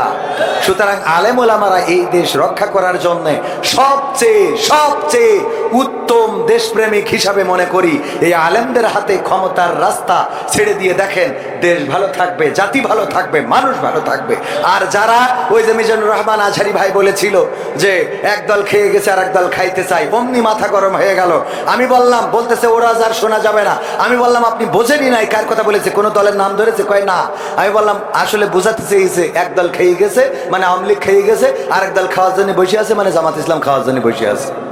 বলছে আমার পাগল বুঝাও কেন? এই জামাত ইসলামরা খায়। আমি বললাম আপনারা খান, আমরাও তো না। আমাদের নেতা বলেছে যে এইগুলো করা যাবে না। যদি করা না যায়, আপনি যদি করেন তাহলে আপনি তো নেতার কথাই মানেন না। কথা কয় না, আপনি তো নেতার কথাই মানেন না। কোন দলের নাম ধরা হয় নাই, শুধুমাত্র বলা হয়েছে একদল খেয়ে গেছে আর একদল খাওয়ার জন্য রেডি হয়ে আছে। এই খাওয়া দলটা হলো বাংলাদেশ সাদাবাজ পার্টি। ওটা বিএনপি না, আওয়ামী লীগ না, জামাত না, জাসদ না, বাসদ না, হেফাজত না। ওরা ওই করে খেয়ে বেড়ায়, ওরা সব সময় সুবিধা নিতে চায়, বলেন ঠিক কিনা? সুতরাং এদের বিরুদ্ধে দলমত নির্বিশেষে সবাই প্রতিবাদী হইতে হবে, তা না হইলে এই দেশ ভালো থাকবে কি হবে? লেখালেখি কলমবাজির ওই মহরব, সমাজের আসল চিত্র যদি না যাই তুলে ধরা। যদি ওই ঘুষের বলে কলমটা উল্টো চলে, যদি ওই হ্যালো কলে ক্যামেরা উল্টো বলে, তবে কি যাবে রোখা দুর্নীতিকে? তবে কি যাবে রোখা দুর্নীতিকে?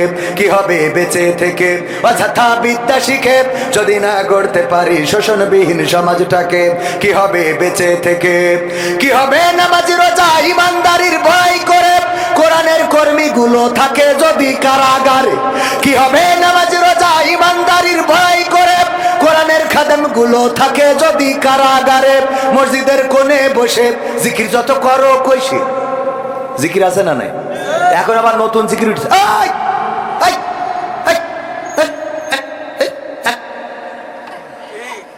আছে না নাই?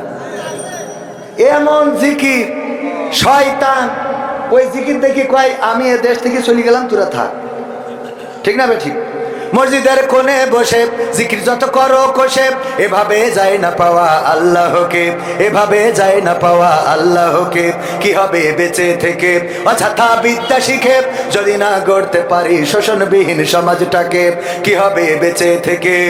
কি হবে আলেম হয়ে ইমাম সেজে মসজিদেতে পারো যদি সত্য কথা উচ্চ স্বরে না বলে? আলেম হয়ে ইমাম সেজে সমাজেতে পারো যদি সত্য কথা উচ্চ স্বরে না বলিতে? চাকরির ভাই করো যদি ছেড়ে দাও ইমামতি, চাকরির ভাই করো যদি ছেড়ে দাও এই না গদি। কি হবে ধোঁকা দিয়ে আল্লাহকে? কি হবে ধোঁকা দিয়ে আল্লাহকে? কি হবে বেঁচে থেকে অযথা বিদ্যা শিখে যদি না গড়তে পারি শোষণবিহীন সমাজটাকে? কি হবে বেঁচে থেকে? কি হবে নেতা হয়ে জনবলে ঘাড় ফুলিয়ে দড়া টানা গরম দেখে যদি থাকো ঘরে শুয়ে? এমন নেতা আছে না নাই? কি বললো? খেলা হবে, পালাবো না, পালাবো না, প্রয়োজন হলে ফখরুলের বাসায় গিয়ে উঠবো। বলেছে না বলে নাই? গেছে ফখরুলের বাসায়? গেছে?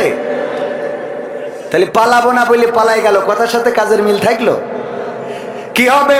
কি হবে নেতা হয়ে জানো বলে ঘাড় ফুলিয়ে রাজপথ গরম দেখে যদি থাকো ঘরে শুয়ে? এর চেয়ে সেজে গুজে ভিলেনের সঠিক পোজে, এর চেয়ে সেজে গুজে ভিলেনের সঠিক পোজে। দিয়ে দাও অভিনয়ে দিব জীবনটাকে, দিয়ে দাও অভিনয়ে জীবনটাকে। কি হবে বেঁচে থেকে অযথা বিদ্যা শিখে যদি না গড়তে পারি শোষণবিহীন সমাজটাকে? কি হবে বেঁচে থেকে? কি হবে পুরুষ হয়ে জন্ম নিয়ে বাংলাদেশ দেশে যদি যাই ক্ষমতাটা ঘুরে ফিরে নারীর হাতে? কি হবে পুরুষ হয়ে জন্ম নিয়ে এই দেশেতে যদি যাই ক্ষমতাটা ঘুরে ফিরে নারীর হাতে? কি বা জবাব দেবে, কিভাবে মুখ দেখাবে? কি বা জবাব দেবে, কিভাবে মুখ দেখাবে আমাদের আগামী সেই প্রজন্মকে, তোমাদের আগামী সেই প্রজন্মকে? কি হবে বেঁচে থেকে অযথা বিদ্যা শিখে যদি না গড়তে পারি শোষণবিহীন সমাজটাকে? কি হবে বেঁচে থেকে? কি হবে, কি হবে আকাশ ছোঁয়া বিলাসবহুল বাড়ি গাড়ি না খেয়ে কত মানুষ পরপারে দিচ্ছে পাড়ি? কি হবে আকাশ ছোঁয়া বিলাসবহুল বাড়ি গাড়ি না খেয়ে কত মানুষ পরপারে দিচ্ছে পাড়ি? আজরাইল আসবে যবে মাটিতেই পড়ে রবে, আজরাইল আসবে যবে মাটিতেই পড়ে রবে। কোনো কাজে লাগবে না ওই প্রাসাদটাকে, কোনো কাজে লাগবে না ওই প্রাসাদটাকে। কি হবে বেঁচে থেকে অযথা বিদ্যা শিখে যদি না গড়তে পারি শোষণবিহীন সমাজটাকে? কি হবে বেঁচে থেকে? এই সমাজ আওয়ামী লীগেরাও চাই, বিএনপিরাও চাই, এই সমাজ জামাতও চাই, জাসদ চাই, বাসদ চাই।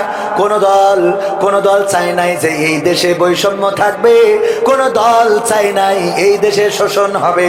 পাকিস্তানিরা শোষণ করত, তারা আমাদের উপরে জুলুম করত, আমাদেরকে মারতো ধরতো বলেই 1971 আমরা স্বাধীনতা যুদ্ধ করলাম। আর স্বাধীনতা যুদ্ধ করে একটা শোষণ মুক্ত সমাজ গড়তে চাইলাম। 1971 থেকে 75 যে ক্ষমতায় আসলো সে শোষণ মুক্ত করলো না। তারপরে এরশাদ আসলো, জিয়াউর রহমান আসলো, না শোষণ মুক্ত হলো না। এরপরে এরশাদ আসলো, না শোষণ মুক্ত হলো না। খালেদা জিয়া আসলো, না শোষণ মুক্ত হলো না। আবার শেখ হাসিনা আসলো, তাও হলো না। তারপরে আবার খালেদা জিয়া জামাত ইসলাম সহ আসলো, তাও হলো না। এরপরে আবার শেখ হাসিনা আসলো, 16টা বছর, 15.5-16 বছর ক্ষমতা ধরে থাকলো, তাও শোষণ মুক্ত হলো না। এখনো কি শোষণ মুক্ত হয়েছে নাকি? শোষণ মুক্ত ততদিন হবে না। আপনি নোকিয়ার চার্জার নিয়ে আইফোনের মধ্যে ঢুকালে কি চার্জ হবে? চার্জ হবে? নোকিয়ার চার্জার যেমন আইফোনে ঢুকাইলে চার্জ হবে না, আইফোনের চার্জার যেমন নোকিয়ায় ঢুকাইলে চার্জ হবে না, তেমনি ভাবে আল্লাহর সৃষ্টি করা দুনিয়ায় আল্লাহর আইনের বাইরে যদি মানব রচিত কোনো আইন দিয়ে দেশ চালাতে চান তাইলে সেই দেশে শান্তি হবে। শান্তি হবে। আল্লাহ রাব্বুল আলামিন যে পথ বলে দিয়েছেন, যে রাস্তা বলে দিয়েছেন, সেই রাস্তার বাইরে যারাই চলবে তারাই ক্ষতিগ্রস্ত হবে। সেই রাস্তার বাইরে যখনই চলবে তখনই ক্ষতিগ্রস্ত হবে। আর আল্লাহ রাব্বুল আলামিন যে রাস্তা দিয়েছেন সেই রাস্তায় যদি চলে তবে আল্লাহর রহমত এসে যাবে। আল্লাহ রাব্বুল আলামিন সেই দেশের উপরে রহম করবেন, সেই দেশের মানুষের উপরে রহম করবেন, সেই দেশে বরকত হবে, ফসলে ফসলে ভরে যাবে। মরুর প্রান্তরে যে মাঝে মাঝে চিন্তা করি আমার দেশের মানুষ আসে সৌদি আরবে কাজ করার জন্য, অথচ এই মরুভূমিতে না আছে গাছ, না আছে সবজি ক্ষেত, না আছে বাগুনের ক্ষেত, না আছে পাট, না আছে সোনালী আঁশ, না কিছু নাই, শুধু কিছু খাজুর গাছ। এই খাজুর গাছ তাও সব জায়গায় নাই, সেগুলো বাঁচায় রাখার জন্য আবার পানির ব্যবস্থা করতে হয়। তাও তো সৌদি আরবে সব জায়গায় পাতাল থেকে পানি ওঠে না। যেই দেশ এত মরুভূমি, এত পাহাড়, এত পাথর, সেই দেশে আল্লাহ এত বরকত দিলেন যে বিশ্বের অন্য অন্য দেশ থেকে সেই দেশে কামলা খাটতে যাওয়া লাগে। ঠিক না বেঠে? কেন দিলেন?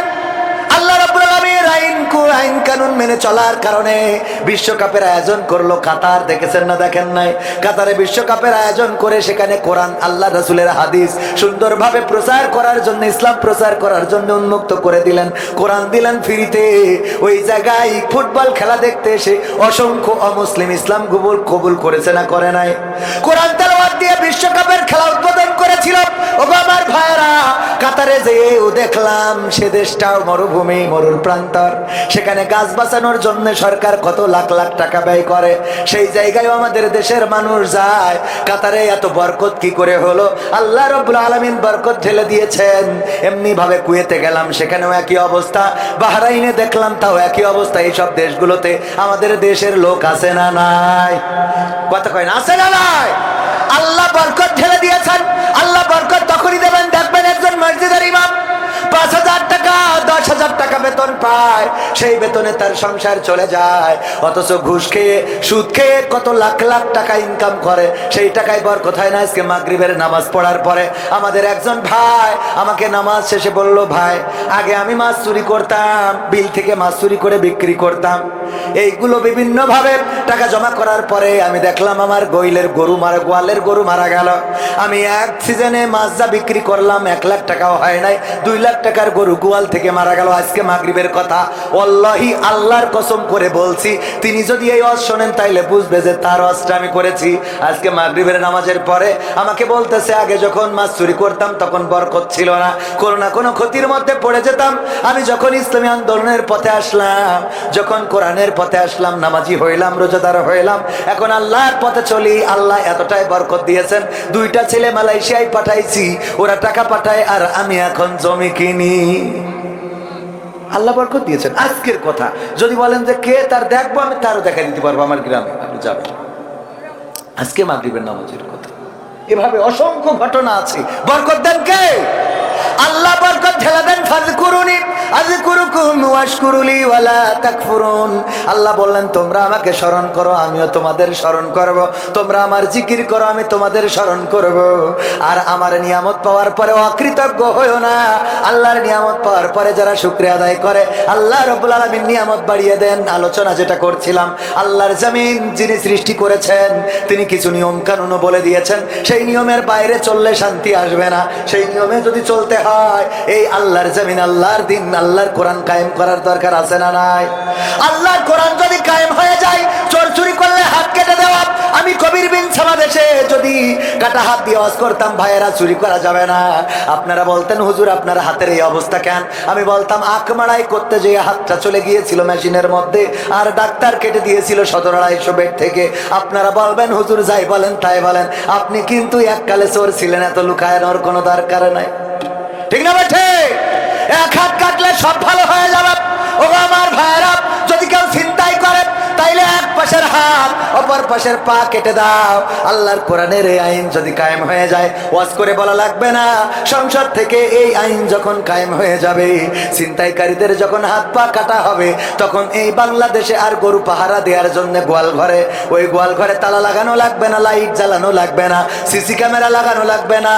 রাস্তায় রাস্তায় বাঁশ ফেলে দিয়ে পাহারা দেওয়ার দরকার কি হবে? না, দরকার হবে না। এই জন্য আল্লাহর জমিনে আল্লাহর দিন কায়েমের দরকার আছে না নাই?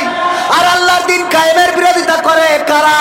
আমি পবিত্র কোরআনের সূরা 2 নম্বর সূরা আল বাকারার 8 নম্বর আয়াত তেলাওয়াত করেছিলাম। আমিনান নাসি মাইয়াকুলু আমান্না বিল্লাহি ওয়া বিল ইয়াউমিল আখিরি ওয়া মা হুম বিমুমিনিন।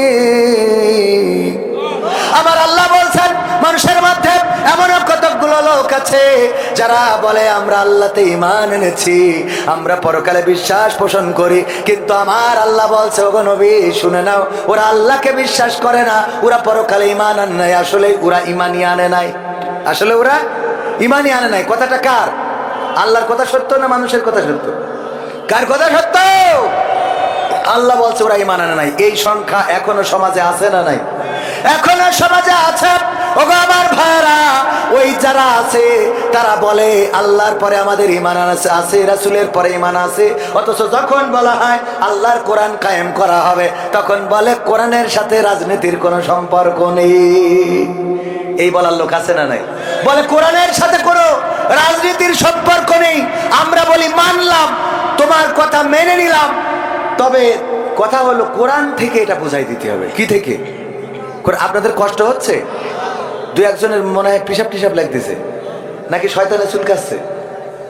ইয়া আইয়ুহাল্লাযীনা আমানু দুখুলু ফিস সিলমি কাফা ওয়া লা তাত্তাবিউ খুতুওয়াতিশ শাইতান ইন্নাহু লাকুম আদুউম মুবিন। আল্লাহ বলছেন যে তোমরা ইসলামের মধ্যে পরিপূর্ণভাবে দাখিল হয়ে যাও, শয়তানের পদাঙ্ক অনুসরণ করো না। কারণ কি? সে তোমাদের প্রকাশ্য দুশমন। এখানে বসে থাকলে খুশি হন কে আর বেজার হন কে? বসে থাকা থেকে যারা উঠে যাচ্ছেন তারা শয়তানকে বেজার করতেছেন, তার মানে আপনারা শয়তানের পক্ষের লোক। ঠিক না বেঠিক? কারণ আপনি জান্নাতের বাগান থেকে যদি উঠে যান, 2-1জন, খুব বেশি না 2-1জন, আমার কথা হলো এই 2-1জন উঠবেন কেন? এই মাহফিল তো প্রতিদিন হয় না, হয় 2-1টা কথা আপনাদের যে শোনাতে পারছি, আপনারা শুনছেন, এটা আপনাদের কাজে লাগবে। সুমন প্রতিবন্ধী সাহায্যের জন্য আবেদন করেছে, ও যে তাকবীর দিছিল একটু প্রতিবন্ধী সাহায্যের জন্য আবেদন করেছে, আপনারা চেষ্টা করবেন। বাংলাদেশের প্রধানমন্ত্রী দেশে ফিরছেন, সমন্বয়করা পালাচ্ছে, এমন খবর আমরা শুনছি। এটা নিয়ে আপনার প্রতিক্রিয়া কি? আমার প্রতিক্রিয়া কি? আমার বাস খাতি হবে। ঠিক না বেঠিক? যদি সাবেক প্রধানমন্ত্রী দেশে ফিরে আসে আর ক্ষমতার মসনদে বসে, তো আগে যেগুলো অন্তত একটু সাইড সাইড দিয়ে রাখিছিল, এবার সেগুলোর কোনো ছাড় হবে না, সব ধরা হবে। ঠিক না বেঠিক? সব ধরা হবে না? হবে না? তবে এত হতাশ হওয়ার কিছু নাই। জুলুম যখন মাত্রাতিরিক্ত হয়ে যায় তখন জালিমের পতন হয়ে যায়। ফেরাউনের পতন হয়েছে, নমরুদের পতন হয়েছে, আবু জাহেলের পতন হয়েছে, আবু লাহাবের পতন হয়েছে, কারুনের পতন হয়েছে, আব্রাহার পতন হয়েছে। তাদের রাস্তা ধরে যাদের পতন হয়েছে ওদের আর বাংলাদেশে ফিরে আসার সুযোগ নাই।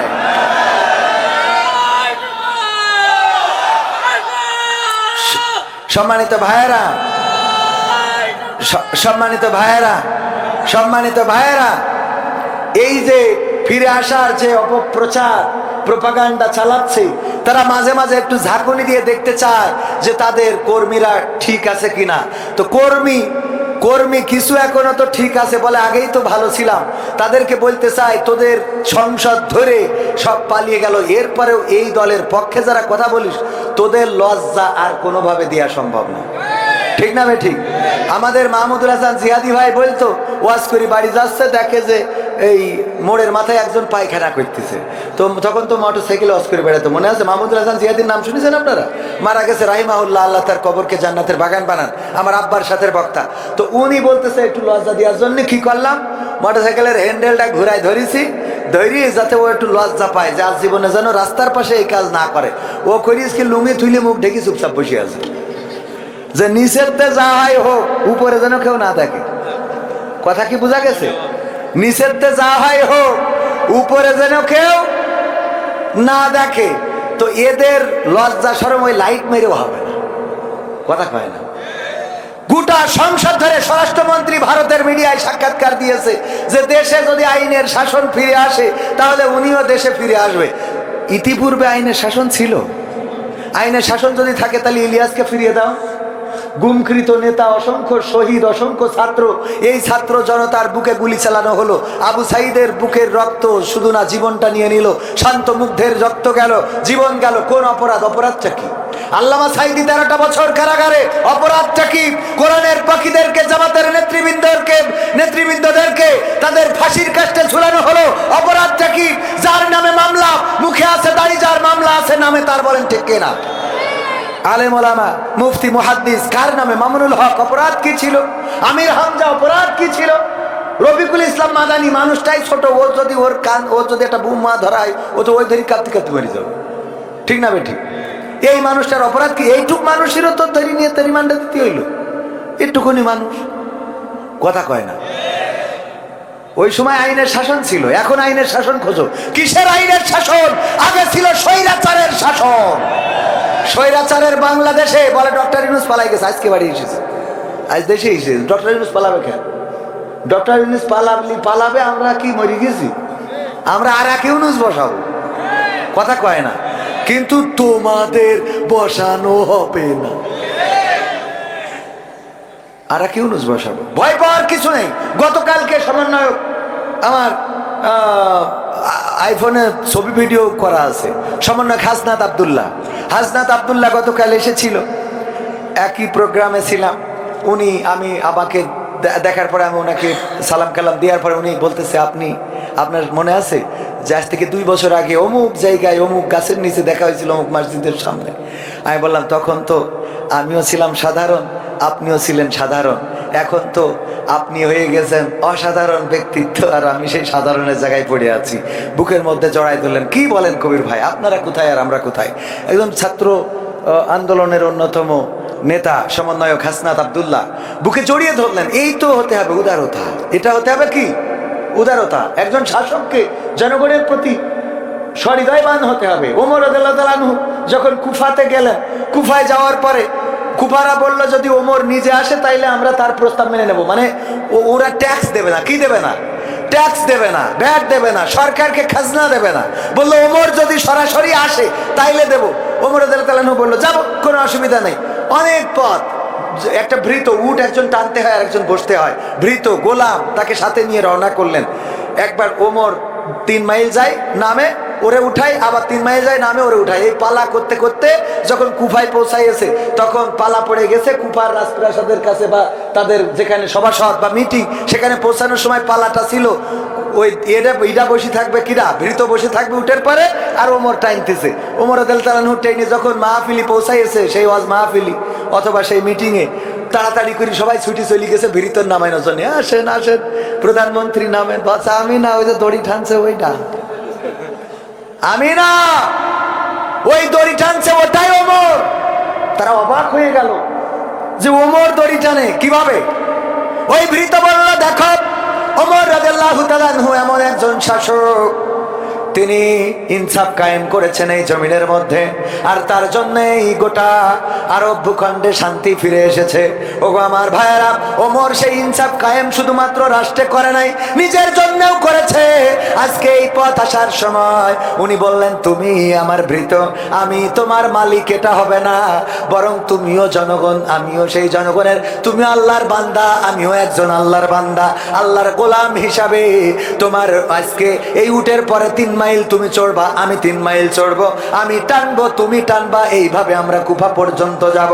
এই কথা শোনার পরে ওই কুফাতে যত মুসলিম আছে যারা খাজনা দিতে চায় নাই, ট্যাক্স দিতে চায় নাই, সবাই এক বাক্যে স্বীকার করে নিল এমন একজন রাষ্ট্রের শাসকের জন্য আমাদের আর কোনো খাজনা দিতে আপত্তি নাই।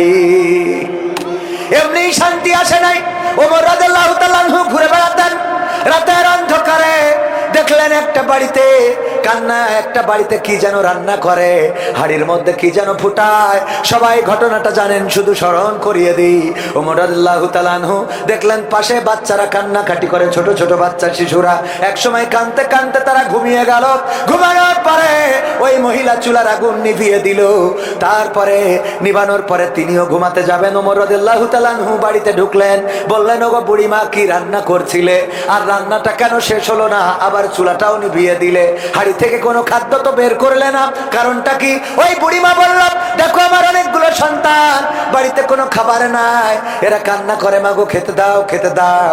আমি কি খেতে দেব, আমার কাছে তো কোনো খাবার নাই। সান্ত্বনা দেওয়ার জন্য পাথরগুলো খুঁটে এনে হাড়ির মধ্যে দিয়ে জ্বালাচ্ছিলাম, আর সন্তানদের সান্ত্বনা দিচ্ছিলাম যে দেখো তোমাদের জন্য রান্না হচ্ছে, রান্না শেষে খাওয়াবো। আমি জানি ওরা এক সময় ক্লান্ত হয়ে ঘুমিয়ে পড়বে, তারপরে আমি চুলাটা নিভিয়ে দেব। ওরা ঘুমিয়ে পড়েছে, চুলাটা নিভিয়ে দিলাম। ওমর রাদিয়াল্লাহু তাআলা আনহু ছুটে গেলেন, তাড়াতাড়ি করে বস্তা, আটার বস্তা মাথায় নিলেন। গোলামেরা, রাষ্ট্রের যারা কর্মচারী ছিল তারা বলল ওগো ওমর, আটার বস্তা মাথায় নিয়ে কোথায় যাও, আটার বস্তাটা আমাদের কাঁধে তুলে দাও।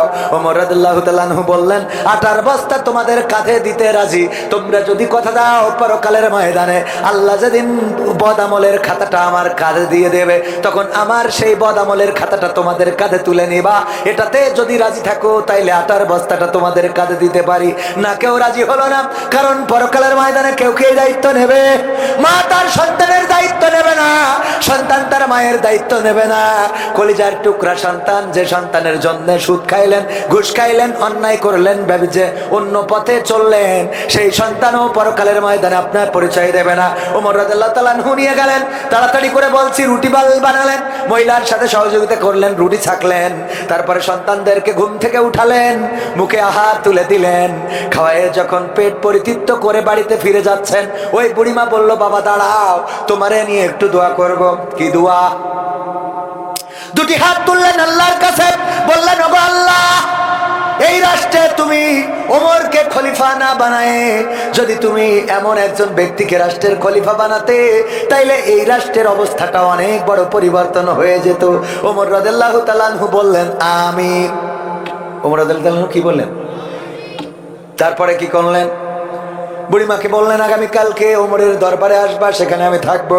পরের দিন বুড়িমা যে দেখলো যে ব্যক্তিটি আটা বেলে দিয়ে রুটি বানিয়েছে, যেই ব্যক্তিটি বাচ্চাদের উঠায় মুখে খাবার তুলে দিয়েছে, যেই ব্যক্তিটির জন্য দোয়া করেছিল আল্লাহ তুমি এই রাষ্ট্রে ওমরের মতো খলিফা না বানায় এই ব্যক্তিটারে বানাও, সেই ব্যক্তি আজকে রাষ্ট্রের চেয়ারে বসা। আল্লাহ, এমন রাষ্ট্র প্রধান লাগবে। একজন জমিনের ফতোয়া নিতে গেছে, জমিনের অ্যাডভোকেটের কাছে যায় না, অ্যাডভোকেটের কাছে অনেক বিষয় নিয়ে যায়। ওমর রাদিয়াল্লাহু তাআলা তখন পানি আনতে যাচ্ছিল, তো ওই পানি আনতে গেছে, এই সময় যে খুঁজেছে বললো ওমর তো পানি আনতে গেছে রাদিয়াল্লাহু তাআলা। তো পানি নিয়ে আসার পথে বললো কোন পথে গেছে? এই পথে। ওমর রাদিয়াল্লাহু তাআলা তখন একটা ভিজা পাত্র পানি নিয়ে আসতেছেন, কাঁধের উপরে পাত্রটা। বললো যে ওমর রাদিয়াল্লাহু তাআলা আসছি একটা ফতোয়া নেওয়ার জন্য। বললো যে ঠিক আছে বলেন। তো বললো আপনি এইভাবে পানির পাত্র কাঁধে নিয়ে কথা বলবেন, এটা কেমন হয়ে যায়? পাত্রটা নামিয়ে রেখে তারপরে কথা বলেন। তো উনি বসলেন, বসে এভাবে উবি দিয়ে বসে পানির পাত্রটা রেখেছে কিসের উপরে? হাঁটুর উপরে। কোথায়? হাঁটুর উপরে। ওই ব্যক্তি বললেন যে ওমর এই পাত্রটা হাঁটুর উপরে রাখা এটাও তো কষ্টের, আপনি একটু নিচে নামিয়ে রাখেন, তারপরে রিল্যাক্সে কথা বলি। ওমর রাদিয়াল্লাহু তাআলা বললো তুমি কি দেখো না যে এই পাত্রটা ভেজা, এবং আমি যেখানে দাঁড়িয়েছি এই জমিনটা আমাদের কারো না, আমরা এর মালিক না। এই পাত্রটা এখানে যদি নামাই এর নিচে কিছু বালু লেগে যাবে, কিছু মাটি লেগে যাবে, যে বালু মাটি আমার এই পানির পাত্রের সাথে আমার বাড়িতে চলে যাবে। পরকালে আল্লাহ যদি বলেন যে অমুকের জমির মাটি তোমার বাড়িতে নিয়ে আসছিলে পানির পাত্রে করে, আমি কি হিসাব দেব? আল্লাহু আকবার বলবেন না? ওই লোকটি উঠে হাঁটা দিয়েছে, উঠে চলে যাচ্ছে। ওমর রাদিয়াল্লাহু তাআলা ডাক দিলেন, এই শোনো, তুমি তো ফতোয়া নিতে এসেছিলে, তোমার ফতোয়া তো দেয়াই হয় না, তুমি তো জিজ্ঞাসা করো নাই। কয় ওমর আমি উত্তর পেয়ে গেছি, আর দরকার নাই। কি করে উত্তর পাইলে? ওমর আমি একজনের জমি একটু দখল করে নিতে চাচ্ছিলাম, মানে আমার স্বার্থের জন্য আমি একজনের জমি, এক এতিমের জমি, যে কোনো জমি আমি একটু বেইনসাফি করে জমি নিয়ে নিতে চাচ্ছিলাম। বেইনসাফি, জবরদখল বলেন, অল্টারনেট বলেন, যে কোনো ভাবে সে বেইনসাফি করে নিতে চাচ্ছিল।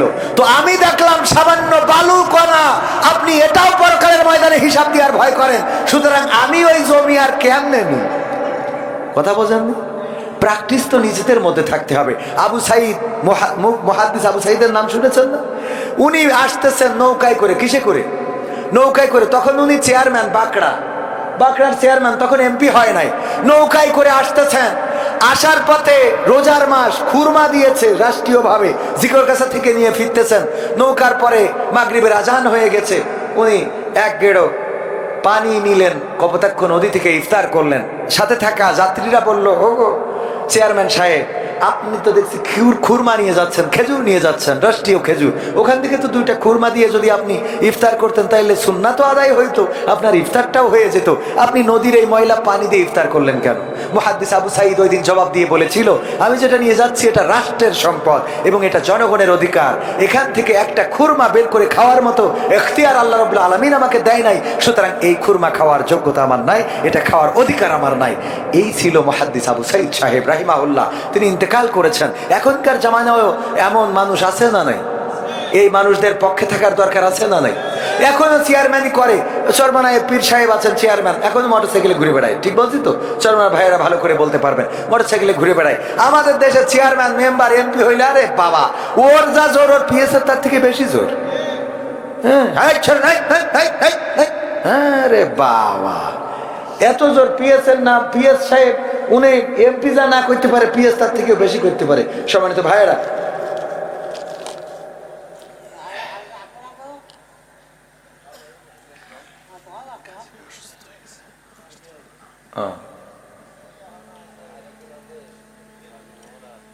এটা দুঃখজনক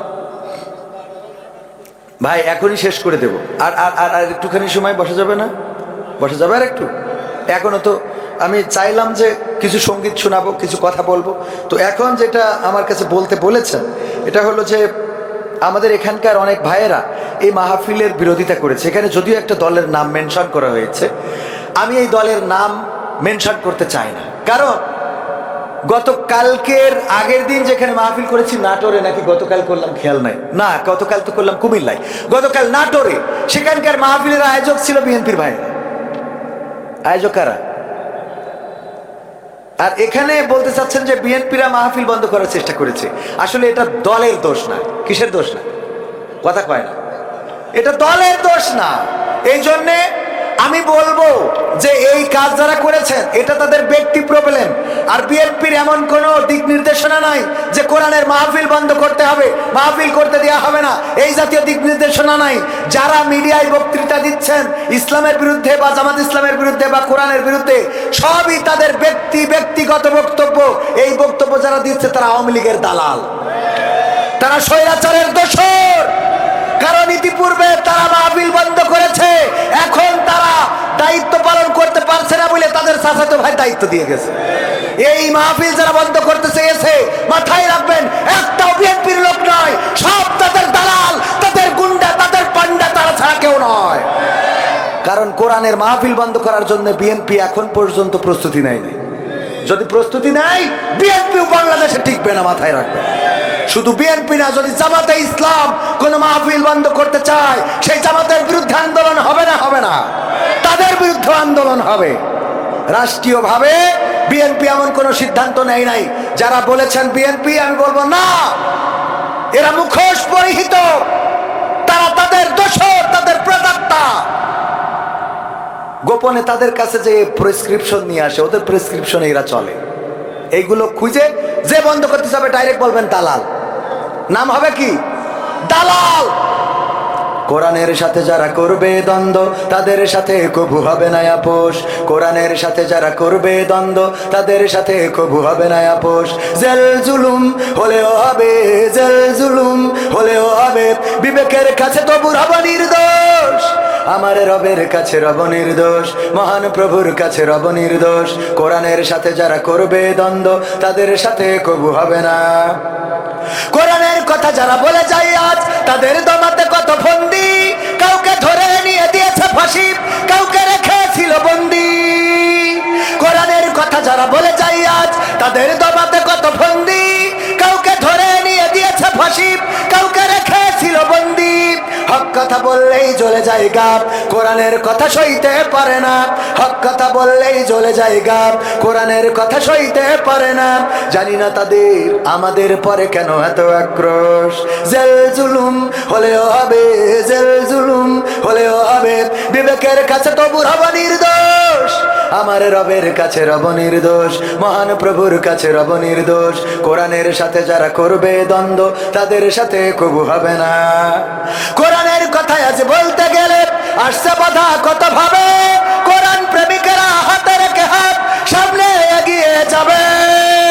দিনের কথা আজ বলতে গেলে আসছে বাধা কত ভাবে, কোরআন প্রেমিকেরা হাতে রেখে হাত সামনে এগিয়ে যাবে। হক কথা বলতে করি না কো ভয়, জীবনের বিনিময়ে আনবো বিজয়। হক কথা বলতে করি না কো ভয়, জীবনের বিনিময়ে আনবো বিজয়। বুকে আছে শক্তি, অন্তরে আছে সাহস। জেল জুলুম হলেও হবে, জেল জুলুম হলেও হবে, বিবেকের কাছে তবু হব নির্দোষ। আমার রবের কাছে রব নির্দোষ, মহান প্রভুর কাছে রব নির্দোষ। কোরআনের সাথে যারা করবে দ্বন্দ্ব তাদের সাথে কবু হবে না। কোরআনের পক্ষে থাকতে রাজি কারা কারা দেখতে চায়? নারায়ে তাকবীর, লিল্লাহি তাকবীর।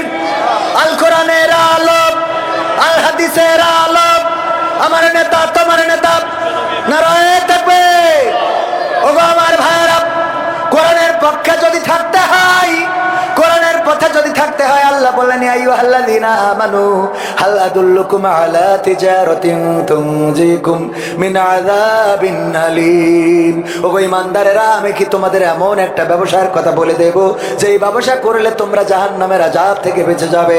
আল্লাহ বলেই পরবর্তী আয়াতে বলে দিলেন তুমিনুনা বিল্লাহি ওয়া রাসূলিহি ওয়া তুজাহিদুনা ফি সাবিলিল্লাহি বিআমওয়ালিকুম ওয়া আনফুসিকুম যালিকুম খায়রুল লাকুম ইন কুনতুম তা'লামুন।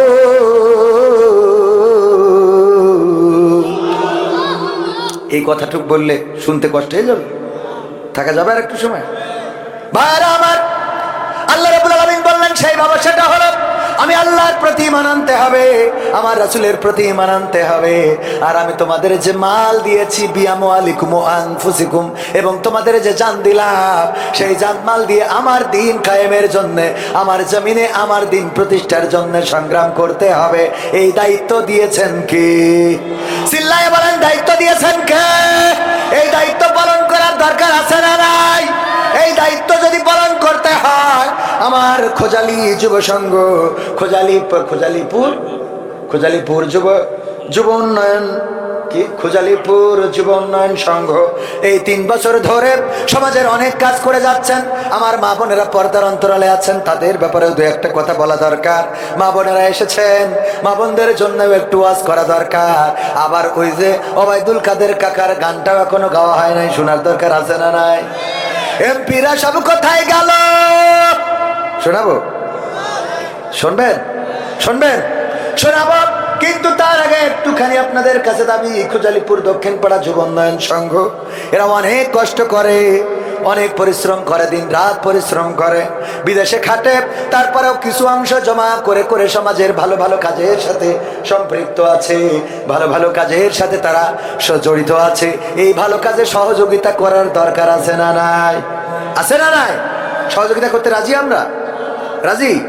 আমি ব্যক্তিগতভাবে এই যুব সংঘের জন্য একটু সহযোগিতার হাত বাড়িয়ে দিচ্ছি।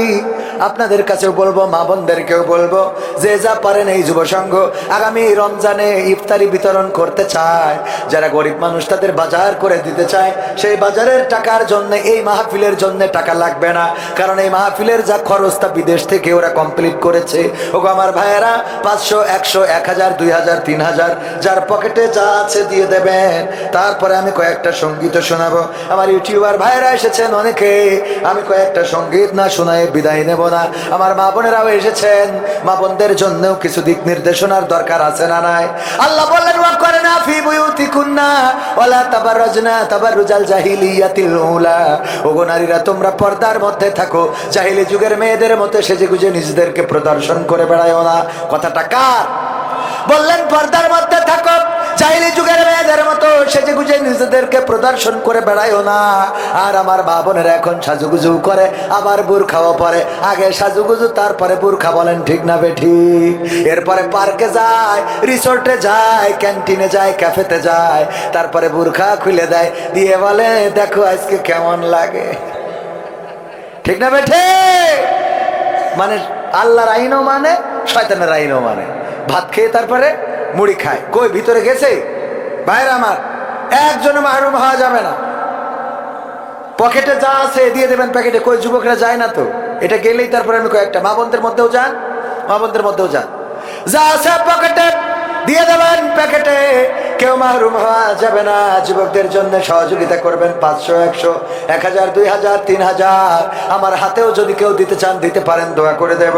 মুসাফির মানুষ, ওগো আমার ভাইয়েরা, পরের জায়গা পরের জমি ঘর বানায় আমরা রই, আমরা তো এই ঘরের মালিক নই। পরের জায়গা পরের জমি ঘর বানায় আমি রই, আমি তো সেই ঘরের মালিক নই। ও সেই ঘরখানা যার জমিদারি,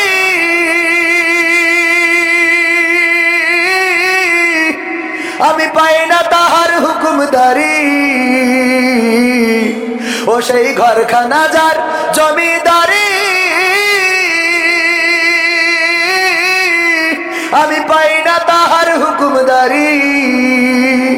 আমি পাই না জমিদারের দেখা, পাই না জমিদারের দেখা, মনের দুঃখ কারে কই, আমরা তো সেই ঘরের মালিক নই। পরের জায়গা পরের জমি ঘর বানায় আমরা রই, আমরা তো সেই ঘরের মালিক নই। জমিদারের ইচ্ছা মতো দেই না জমি চাষ, তাই তো ফসল ফলে না রে দুঃখ 12 মাস।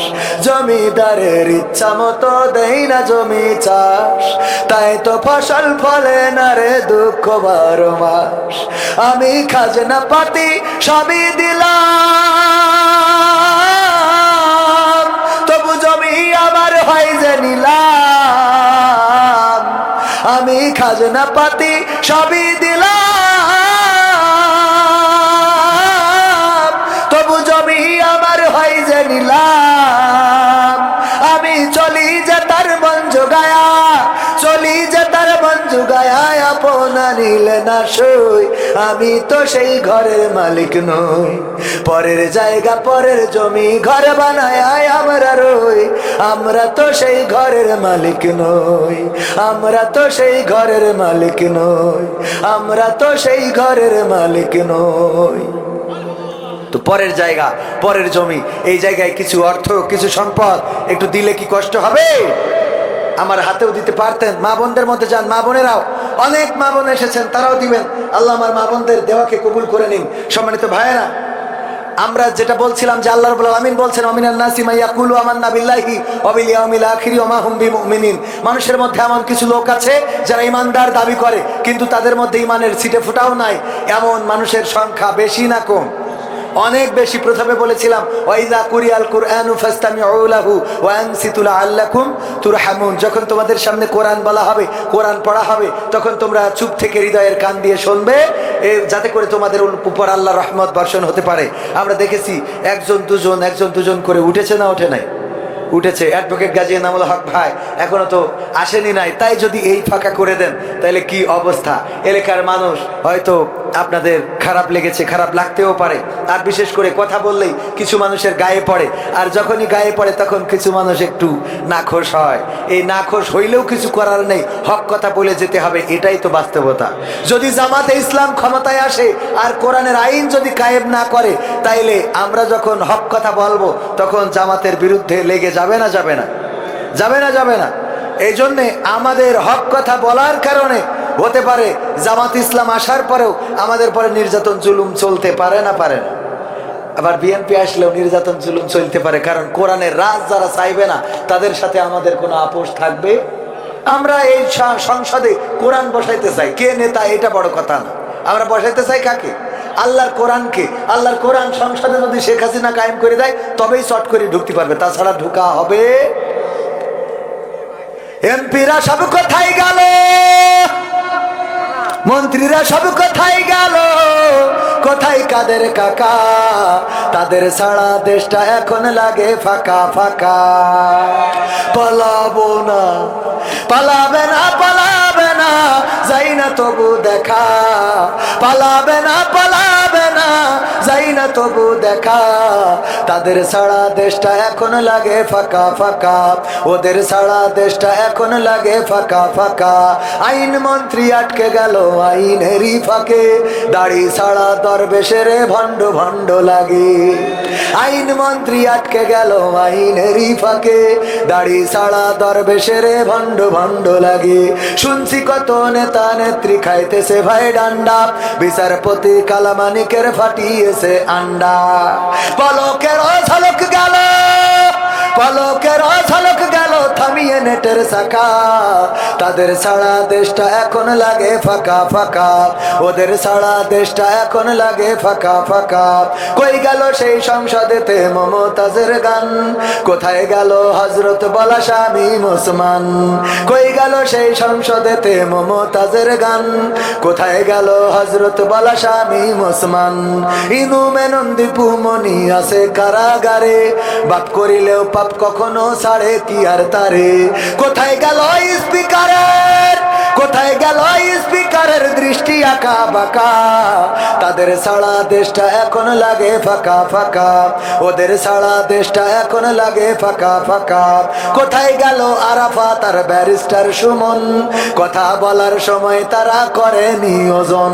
মুরগি কবির খাইছে ধরা, জাফর কোথায় আছে? গোপনে কি সেও গেল মোদি দাদুর কাছে? কোথায় গেল এ সালামের, কোথায় গেল এ সালামের কাড়ি কাড়ি টাকা? তাদের ছাড়া দেশটা এখন লাগে ফাঁকা ফাঁকা, ওদের ছাড়া দেশটা এখন লাগে ফাঁকা ফাঁকা। এমপিরা সব কোথায় গেল? মন্ত্রীরা সব কোথায় গেল? কোথায় কাদের কাকা? তাদের ছাড়া দেশটা এখন লাগে ফাঁকা। লাগে না? লাগে না? ফাঁকা ফাঁকা লাগে, কারণ তারা আগে আমাদের বিনোদন দিত, বিভিন্ন কথা বলতো, এখন আর সেই কথাগুলো শোনা হয় না। আগে বলতো কেমন করে কুমড়ো দিয়ে বেগুনি বানানো যায়, কেমন করে কাঁচামরিচ শুকিয়ে রাখা যায়, কেমন করে পেঁয়াজ ছাড়া রান্না করা যায়, কেমন করে কাঁঠাল দিয়ে বার্গার বানানো যায়, কেমন করে গোশতের অভাব কাঁঠাল দিয়ে পূরণ করা লাগে। তারপরে আবার বলতো এই মোবাইল কে দিয়েছে, ঠিক না বেঠে? এইগুলো কি এখন শোনা যায়? না, শোনা যায় না। অথচ চায়ের দোকানে দেখা যায়, অনেকে বলে আবার দেখা হবে, খেলা হবে। এত বড় বড় মালদার পার্টি, তারা সংসার ধরে পালিয়ে গেল, আর 3 টাকার বিড়িখোর দোকানে বসে বলে আবার দেখা হবে, ঠিক না বেঠে? তোর মাথায় তো লজ্জা হবে না? ওই যে আগেই বললাম, লজ্জা হবে?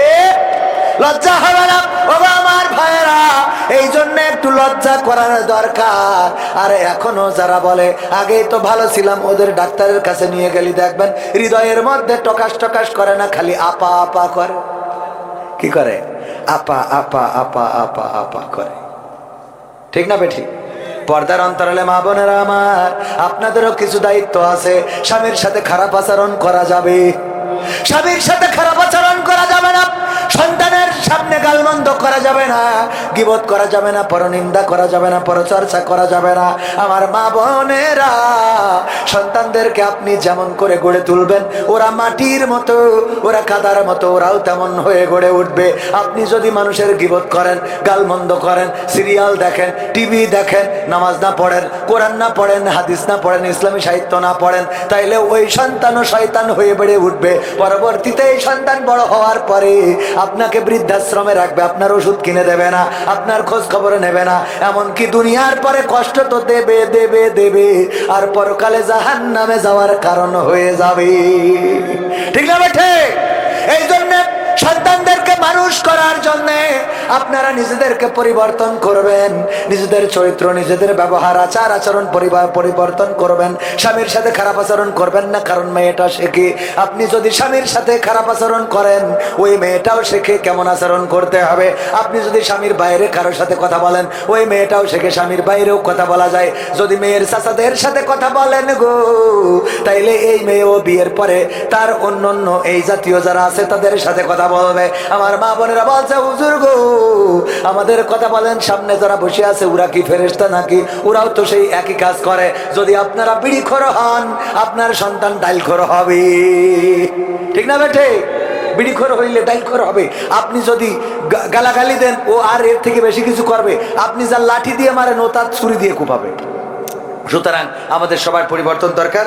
আল্লাহ আমাদের হেফাজত করুন। সম্মানিত ভাইয়েরা, মুহতারাম গাজী অ্যাডভোকেট এনাম আঙ্কেল, আমাদের শ্রদ্ধাভাজন ওস্তাদজি, উনি হঠাৎ অসুস্থ হয়ে পড়ার কারণে আজকে আমাদের প্রোগ্রামে আসতে পারছেন না। সবার কাছে দোয়া চেয়েছেন, আমরা দোয়া করি আল্লাহ রাব্বুল আলামিন আমাদের মুহতারামকে সুস্থতা দান করুন, বলেন আমিন।